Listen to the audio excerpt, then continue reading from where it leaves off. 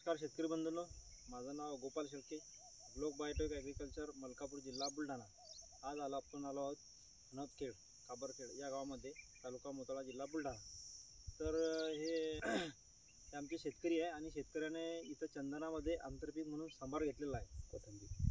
कोथिंबीर घेतलेली आहे. तुम्ही कोथिंबीर पाहू शकता. आता भर मे महिना आहे, एप्रिल मेमध्ये, आणि यांनी कोथिंबीर आंतरपीक म्हणून या शेतामध्ये चंदन लागवड केलेल्या शेतामध्ये घेतलेली आहे.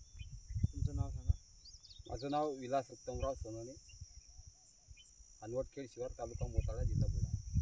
किती झाडं लावले तुम्ही? मी 500 झाडं लावलेली आहे चंदनाची. बरं. किती वर्ष झाले? 15 ऑगस्टला लावलेली आहे. ते आज 15 ऑगस्टला 2 वर्ष होती चालू. बरं. तुम्ही आंतरपीक म्हणून काय घेतलं? आंतरपीक आतापर्यंत पहिले सुरुवातीलाच हा कोथिंबीर लागवड केली आहे. बरं. याच्या अगोदर आंतरपीक आमची पहिल्या वर्षी कपाशी होती, त्याच्यातच तूर होती आणि कपाशीचं भरपूर उत्पन्न मिळालं, तुरीचंही उत्पन्न मिळालं आणि एवढ्या कडक उन्हाळ्यात ते पीक काढल्यानंतर आता कोथिंबीर लागवड केली आणि हा कोथिंबीर तुम्हाला दिसून राहिली. बरं.